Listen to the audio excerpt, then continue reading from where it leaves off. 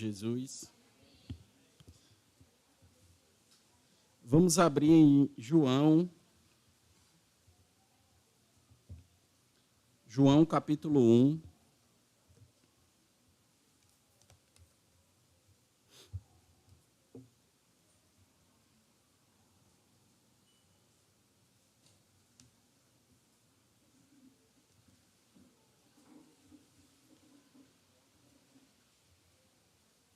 João capítulo 1, primeiro versículo.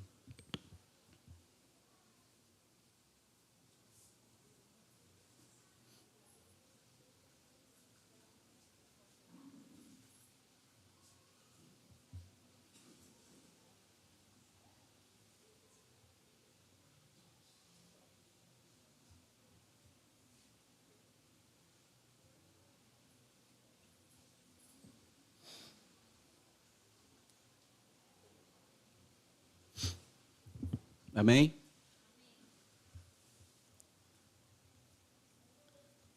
Leiamos. No princípio era o Verbo, e o Verbo estava com Deus, e o Verbo era Deus. Ele estava no princípio com Deus. Todas as coisas foram feitas por intermédio dele, e sem ele nada do que foi feito se fez. A vida estava nele, e a vida era a luz dos homens. A luz resplandece nas trevas, e as trevas não prevaleceram contra ela. Houve um homem enviado por Deus, cujo nome era João.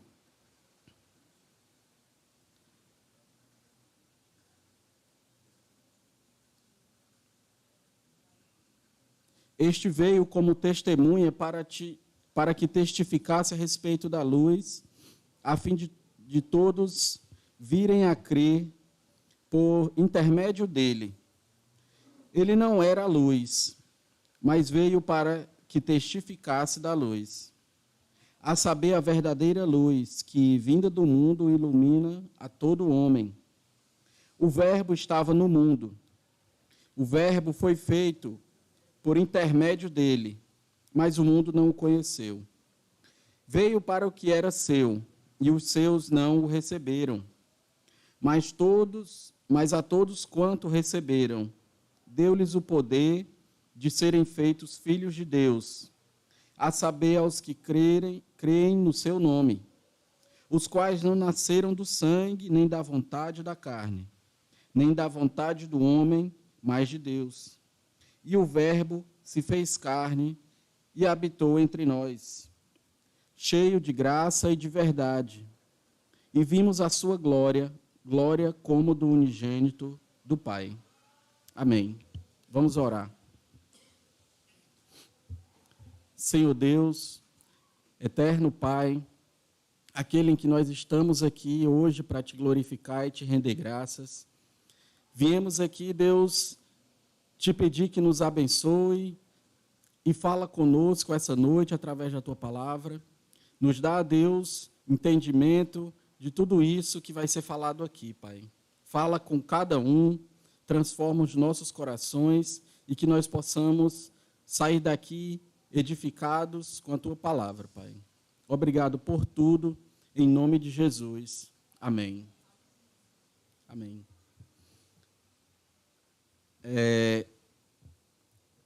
Para quem não sabe, eu trabalho com publicidade. Eu trabalho numa agência de propaganda. E aí, lá na agência que eu trabalho, eu crio coisas como isso. Quem ainda teve oportunidade de pegar revista e folhear, de vez em quando aparecia aqueles anúncios, né, que vendia alguma coisa. E aí, esse anúncio da fome, esse anúncio nos leva a querer conhecer o produto. Dependendo do valor, a gente fica doido para coçar os bolsos e pagar, principalmente se for anúncio de carro. E aí a gente fica atraído por um anúncio. E o anúncio, ele é um gênero textual que tem a função de apresentar determinado produto ou marca para um amplo público, no intuito de atraí-lo a adquirir o objeto ofertado. Então, quando você chega no McDonald's, uma parte do seu subconsciente está comprando aquele McDonald's não só pela fome, mas porque você viu em algum canto um hambúrguer desse rolando por aí. E aí dá vontade só de ver, né, a gente querer comprar. Um anúncio é feito para apresentar algo que o anunciante está oferecendo. Então, aqui quem tem o seu próprio trabalho, né, o seu ganha-pão, por exemplo, o André. O André, ele sabe que se ele fizer um anúncio lá no Instagram, ele vai atrair mais pessoas por conta desse anúncio. O Narcélio, ele sabe que se ele colocar um outdoor na rua, muitas pessoas vão conhecer mais a oficina por conta do outdoor. E assim vai.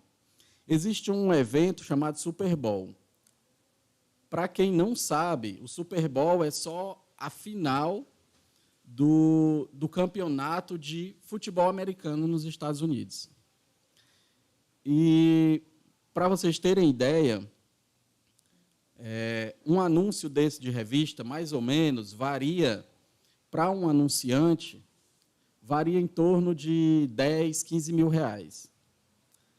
Mas, no Super Bowl, durante o intervalo do jogo, fica um telão gigante no meio do campo, e nesse telão ficam passando comerciais. E 30 segundos de comercial, 30 segundos, passando nesse telão, o anunciante tem que desembolsar 36,5 milhões de reais. É o anúncio mais caro que existe. E acaba sendo, assim, o mais importante, porque quem vê esse anúncio lá fica mundialmente conhecido. E aí, o que é que isso tem a ver, né? A gente vai hoje falar sobre João Batista e o anúncio mais importante do mundo. João Batista aparece na Bíblia com um papel muito importante, o de vir dar o anúncio mais importante do mundo, tão aguardado pelos judeus e que viria mudar o rumo da história e da humanidade. Então, João Batista não era qualquer um. Em Mateus capítulo 3, versículo 1 diz: naqueles dias surgiu João Batista pregando no deserto da Judéia. Ele dizia: arrependam-se, pois o reino dos céus está próximo. E este é aquele que foi anunciado pelo profeta Isaías, voz do que clama no deserto de terror. Ele se assustou logo com o anjo, e aí o anjo disse: espera aí, eu só venho te dar uma notícia boa. E aí ele disse para Zacarias que Isabel iria engravidar, ter um filho, e que ele teria que colocar o nome de João. Aí Zacarias não acreditou. Zacarias, vendo um anjo, ele não acredita no que o anjo diz. Aí ele disse: não acredito não, porque a gente já é tudo velho e a minha mulher ainda é estéril. E aí o anjo: pois então tu vai ficar mudo até o dia que ele nascer. Então, no dia que ele nascer, aí tu volta a falar. E ele saiu lá de dentro, nervoso, que não estava conseguindo falar, e o pessoal tentando falar alguma coisa com ele, nada. E aí passa o tempo, e a gente vê Maria indo visitar Isabel, e Maria já tinha Jesus ali no ventre, do mesmo modo que João Batista já estava no ventre de Isabel. E quando Maria chega, João se mexe na barriga de Isabel. Quem é mulher que sabe como é as mexidas das crianças dentro da barriga, né? E aí, nesse momento, Isabel diz aquela frase, né, que é bem conhecida: bendita é você entre as mulheres. Porque dali, Deus já mostrava para Isabel um propósito na vida de João. E ela cria nisso. João Batista, desde cedo, sabia qual era o seu propósito aqui na terra. E ele permaneceu fiel ao seu chamado. E aí ele se torna a pessoa que iria fazer o anúncio mais importante do mundo. E ele não teria que gastar nenhum centavo, ele não teria que se expor no meio de um jogo, como é o Super Bowl, mas ele teria a incumbência de dar o anúncio e trazer à tona a coisa mais importante que viria. E aí a gente vai ver quem era esse que ele viria a anunciar. Em João 1, diz, no princípio era o Verbo. Jesus era o Verbo porque ele é a expressão do poder e da ação de Deus. O Verbo é a palavra de Deus que criou o mundo. A Bíblia diz que tudo foi criado por meio de Jesus. Do grego, a palavra verbo quer se dizer logos. E logos significa palavra. Então, pela palavra de Deus, que criou o mundo e tudo que existe, vem o verbo que é Jesus. E a palavra de Deus representa o seu poder, a sua autoridade. Então, se a gente pensar que Deus ele coloca em Jesus o nome verbo, é porque ele estava dando a Jesus todo o poder e autoridade. O verbo é nada mais, nada menos do que Deus agindo no mundo. Então, desde ali da criação, quando Deus começa a criar todas as coisas, Jesus já estava lá. Jesus já era o verbo. Jesus já era a palavra de Deus sendo gerada ali através de Deus.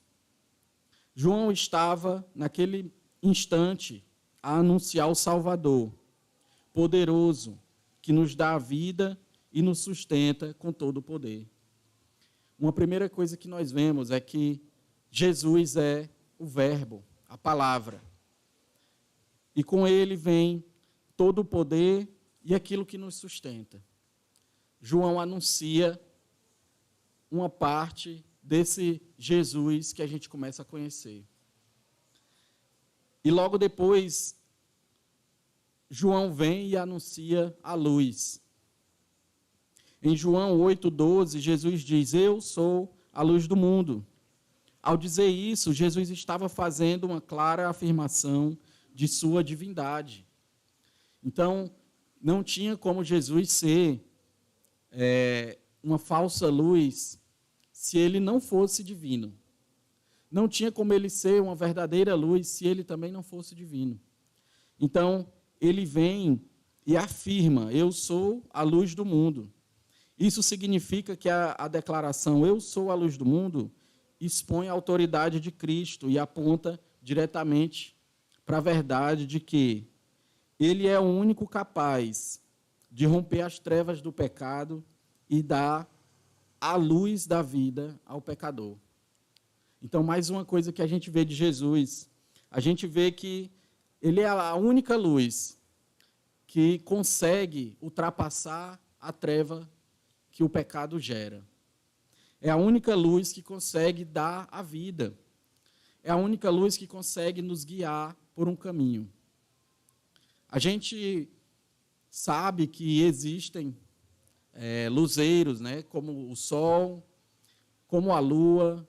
A gente tem mais próximo aqui lâmpadas, lanterna, farol de carro, farol, aquele farol do mar, né? Mas pode juntar todos.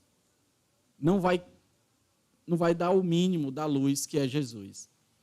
E aí a gente fica, mas por quê? Que luz extrema é essa que nenhuma luz se compara? É uma luz espiritual. É uma luz que consegue limpar e apagar da nossa vida o pecado. Somente Jesus é a verdadeira luz.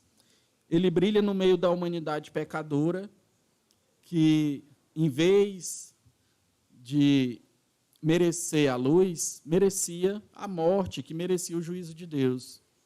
Só que ele chega como a luz que vem para aniquilar toda essa treva, toda essa escuridão da vida das pessoas. Ele é a única luz que, de fato, pode iluminar aqueles que estão em trevas espirituais. Jesus é a luz que revela a salvação eterna aos pecadores redimidos que são feitos filhos de Deus. Então, não basta a gente dizer, eu acredito em Jesus, ele é a luz, e continuar numa vida de pecado, continuar fazendo o que é errado, continuar duvidando que Deus possa ter criado o mundo. Tem muita gente que pensa assim, eu acredito em Jesus, Jesus viveu, Jesus viveu, ele foi importante, mas eu não acredito nesse negócio que Deus criou o homem do pó, da areia. Não acredito nesse negócio que Deus abriu o mar vermelho. E tem muita gente que pensa assim.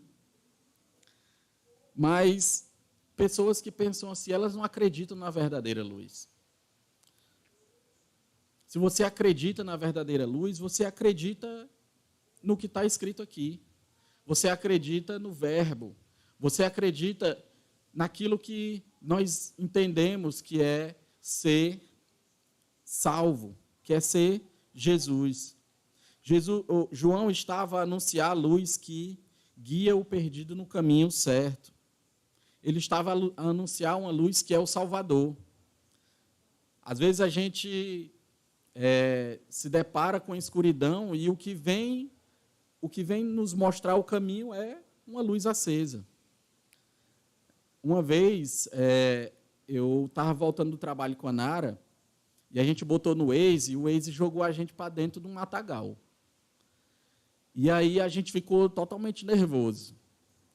A gente fica tão nervoso que tem horas que parece que a luz que o carro emite com o farol não é bastante. Quando a gente viu, o mato já estava fechando, e eu sem entender por que é que estava daquele jeito, e o Waze dizendo, pode ir para frente. Mas eu tive que ligar a luz alta do carro, que é aquela luz mais forte, e a gente nervoso, e a gente, não, vamos voltar, daqui não tem caminho não. A luz não chegava nem mais ali na frente. Nisso a gente deu a volta e teve que fazer uma volta gigante. E a luz do carro não foi suficiente para guiar o nosso caminho, para saber que aquele caminho ali daria em algum canto, né? Não foi suficiente para nos dar a confiança de que a gente seria levado por um caminho seguro. Não deu a confiança de que a gente estaria a salvo quando a gente chegasse mais na frente. Se a gente não ia cair num buraco, se a gente não seria pego por um grupo de assaltantes, né? E aí a gente deu a volta. Diferente disso tudo, Jesus ele guia o perdido, ele mostra o caminho, ele vence a escuridão do pecado e as trevas da morte nunca mais viriam a deter Jesus. Isso tudo João fazia antes de ver Jesus. Isso tudo João falava para aquelas pessoas que esperavam aquele rei, né, aquele salvador. Ele falava tudo isso antes de Jesus aparecer. Ele falava de um Jesus que era o verbo, que era a luz, e logo depois ele fala de um Jesus que é o Cordeiro de Deus. E aí, no versículo 29, João 1, 29, vamos ler. No dia seguinte, João viu Jesus aproximando-se e disse: Vejam, é o Cordeiro de Deus que tira o pecado do mundo. Este é aquele a quem me referi quando disse: Vem depois de mim um homem que é superior a mim, porque já existia antes de mim. Eu mesmo não o conhecia, mas por isso é que vim batizando com água, para que ele viesse a ser revelado a Israel. E aqui nós vemos João falando sobre o Cordeiro de Deus. A expressão Cordeiro de Deus é aplicada a Jesus e refere-se à sua obra de redenção. Jesus ele vem para cumprir a lei e nos dar a graça. Ele é o sacrifício perfeito e definitivo, providenciado por Deus para a expiação do pecado.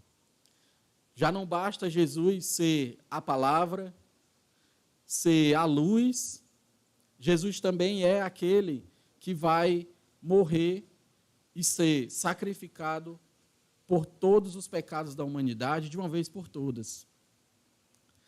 E nós sabemos que, naquele tempo, o sacerdote, ele, assim como Zacarias, o pai de João, ele entrava no templo e aí sacrificava animais para que esse sacrifício fosse a Deus como um pedido de perdão pelos pecados do povo. E aí isso vinha durante muito tempo na lei, e aí Jesus chega e diz, espera aí, eu vou fazer um sacrifício que vai ser definitivo. Eu vou fazer um sacrifício que vai mudar de uma vez essa história aqui. Os homens não vão mais precisar recorrer a um sacrifício de animais. Os homens não vão mais precisar se escorar na lei e transformar isso em outras coisas, porque eu vou providenciar uma solução. E aí Deus entrega Jesus para ser expiado pelo nosso pecado. João Batista utilizou literalmente essa expressão ao dizer, eis o Cordeiro de Deus que tira o pecado do mundo. Ele veio cumprir a lei e nos dar a graça através do seu sacrifício, de uma vez por todas. Em Cristo não há mais qualquer distinção. E aí a gente pensa que Cristo veio, né, para mostrar, espera aí, eu estou morrendo aqui pelos pecados de todo mundo, viu? Quando, na verdade, ele queria mostrar que ele estava morrendo para todas as tribos, para aquelas pessoas que precisam, para os gentios, que naquela época os judeus acreditavam que viria um rei que iria cumprir isso para os judeus. Então, os judeus eles se achavam um povo superior. Aí Jesus vem, morre, é um rei que não é esperado pelos judeus como eles queriam, é um rei que sofre, é um rei que se entrega, que morre, e aí não é o rei que os judeus tanto esperavam, com a sua majestade, com o seu cavalo, no seu trono físico. Aí Jesus vem, morre por todos, não só pelo judeu. E aí é nisso que o Cordeiro de Deus vem tirar o pecado.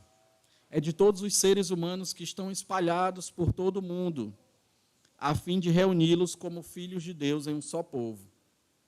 Isaías 53 mostra Jesus como um cordeiro que sofre. Né? Nós, costumamente, vamos lembrar daquela passagem que Isaías fala que ele foi levado mudo perante os seus tosqueadores, né? Em nenhum momento ele reclamou.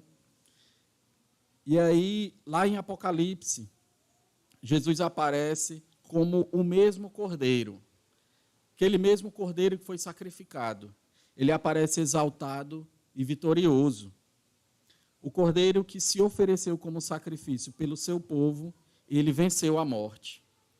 Então, quando os judeus olham e veem Jesus como um rei que morreu, aqueles que creram em Jesus veem Jesus como o Cordeiro de Deus que morreu, que ressuscitou e que venceu a morte. Amém? Assim, os redimidos têm seus pecados punidos na pessoa do Cordeiro de Deus. E aí João estava ali a anunciar o Redentor, o sacerdote real, que venceu a morte e se ofereceu em nosso lugar. E aí nós vemos o quanto esse Jesus que vinha sendo anunciado era importante. E aí João já tinha entendido que ele tinha a tarefa, a árdua tarefa, de falar de alguém que seria a pessoa mais importante do planeta, do universo. João já tinha entendido, desde o ventre, quando ele se mexe na barriga de Isabel, Deus já tinha dado ali o entendimento a ele que ele seria aquele que viria anunciar o Salvador, o Verbo. Ele viria anunciar a luz, viria anunciar aquele que seria o Cordeiro que nos daria vida nova, salvação. E esse é Jesus. João Batista veio anunciar o Senhor. Ele tinha que apresentar o Salvador do mundo. E assim como ele, nós como igreja, temos a mesma tarefa. Nós ontem oramos muito aqui por evangelismo, né? Por levantar essa igreja para a gente pregar a palavra, para a gente sair falando de Jesus.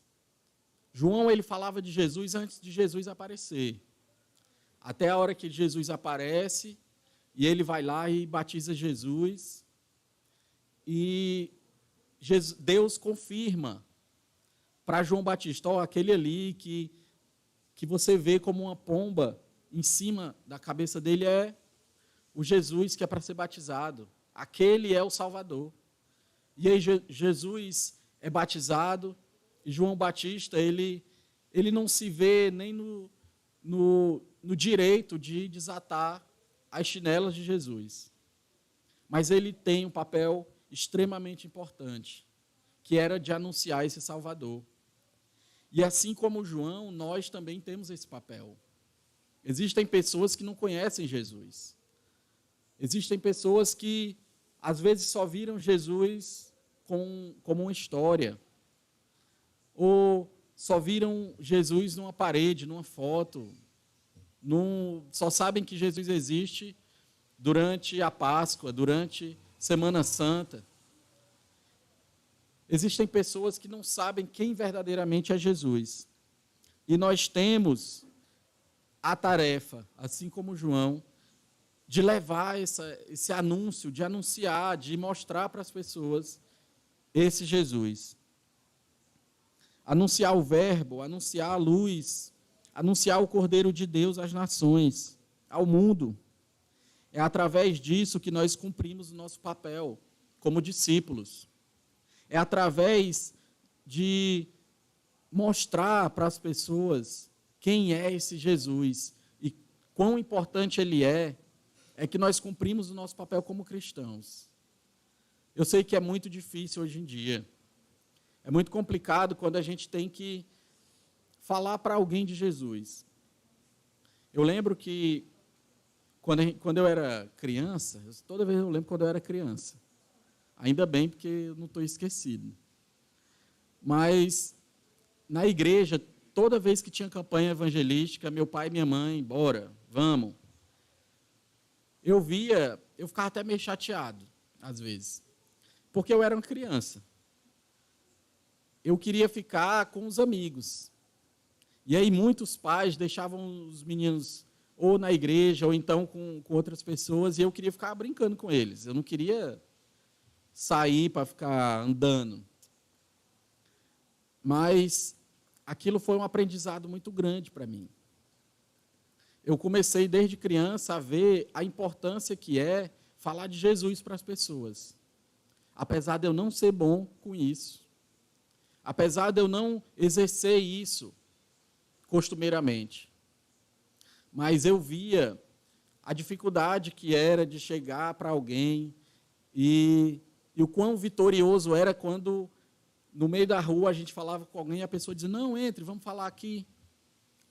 Eu via a alegria na cara dos irmãos que conseguiam esse feito, o quão gratificante era. E eu ficava olhando aquilo, eu não tinha muita noção. Eu sabia que eles estavam falando de alguém. Eu sabia que alguém ali estava sendo anunciado. E hoje eu sei quem era essa pessoa. Hoje eu tenho o mesmo dever de anunciar essa pessoa para as outras pessoas que não conhecem. Nós precisamos conhecer esse Jesus, que está vestido de glória, graça e verdade. E assim anunciar o seu evangelho que salva, que guia, que redime do pecado. Nós temos que conhecer Jesus. Você não fala de alguém que você não conhece. Você não tem coragem de indicar uma pessoa para o seu trabalho que você não sabe como é o trabalho dela. Se alguma pessoa diz, tu conhece fulano de tal? Às vezes a gente até conhece assim de longe, nunca trabalhou junto, e aí você diz, conheço, mas eu não posso indicar, porque eu não sei como é o trabalho dela. Então a gente não indica pessoas que a gente não conhece, porque a gente sabe que aquilo pode se voltar contra nós. Olha aí, tu indicou essa pessoa, foi contratada e a pessoa é um mau funcionário, um mau empregado. Então, culpa sua que indicou, né? E às vezes a gente quer indicar um Jesus que a gente não conhece. E isso é errado. Às vezes a gente acaba mostrando Jesus que é o Jesus legalzinho. E aí esquecendo do Jesus que é justiça, que apesar de ser amor, ele nos cobra. Então que nós possamos conhecer Jesus e apresentar e anunciar Jesus para todo aquele que a gente achar que precise. Não é só para uns ou para um povo, como os judeus pensavam, não é só para uma tribo, não é só para um tipo de pessoa, são para todos aqueles que necessitam. Então, que Deus nos abençoe, que nós possamos cada dia mais estar convictos do que estamos fazendo aqui. Não é o bastante nós apenas fazermos parte desse momento. É essencial, é o culto que nós fazemos ao Senhor. Mas mais pessoas lá fora têm que aprender, têm que conhecer Jesus. E nós temos, assim como João Batista, a tarefa de anunciar o Salvador. Amém? Vamos ficar de pé. Que o Senhor possa cada dia mais nos ensinar como o jeito certo de chegar nas pessoas, de pregar, de mostrar esse Jesus. Que cada dia mais isso possa encher o nosso coração de ânimo, de alegria. Amém? Vamos orar. Senhor Deus e Pai, quão maravilhoso é saber que nós temos em nossas mãos a tarefa de anunciar o Salvador. Nós sabemos que, não como João, que foi pioneiro, João que ainda nem tinha visto Jesus e seus feitos, mas já acreditava. Nós somos pessoas que anunciam Jesus, que nós já vimos os seus feitos, já conhecemos e nós sabemos que nos deu uma vida nova, se entregou como um cordeiro, o Cordeiro de Deus. É um Jesus que salva, que limpa os pecados, um Jesus que cura, que abençoa. Nós já conhecemos isso. Mas, por incrível que pareça, a nossa fé é bem menor do que a de João. A nossa fé, às vezes, nem se equipara, nem se compara a um pequeno grão de mostarda. A nossa fé, mesmo sabendo de tudo que o Senhor Jesus fez, não nos leva a falar de Jesus para o nosso vizinho, para o nosso amigo do trabalho, para o nosso amigo de escola, de faculdade. A nossa fé não transmite através de nós o verdadeiro Jesus. Nos perdoe por tão grande falha.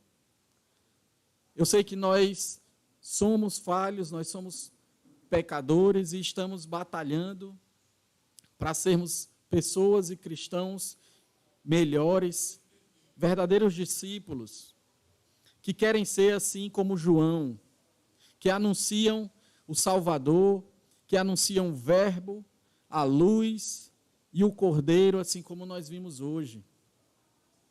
Nós lutamos para transformar esse mundo, para transformar as pessoas ao nosso redor, com a abundante graça que só vem de Jesus. Então, que nós possamos, Deus, cada dia mais lutar para exportar esse Jesus de dentro do nosso coração para os corações de mais pessoas. É anunciando Jesus que nós cumprimos o nosso papel, é anunciando Jesus que nós aprendemos cada dia mais. É anunciando Jesus que nós entendemos o que é ser discípulo, o que é ser cristão. Então, Deus, converte o nosso coração para isso. Converte o nosso coração para nos dar intrepidez de anunciar o Evangelho, de sair, de falar para as pessoas, independente da resposta da pessoa, independente de vergonha, independente se nós vamos ser taxados de careta, se nós vamos ser tidos como pessoas engraçadas, pessoas que acreditam em historinha. Nos dá, Deus, a força, nos dá o ânimo, nos dá a coragem para seguir esse caminho, anunciando Jesus. É isso que nós te pedimos hoje. Nos abençoa como igreja, nos dá uma ótima noite, recebe, Deus, esse culto, essa adoração. E nós, como igreja, nós te louvamos e te engrandecemos e te adoramos todos os dias de nossa vida. Nos leve em paz para casa e que cada um aqui, Deus, seja abençoado e saia daqui, Deus, edificado.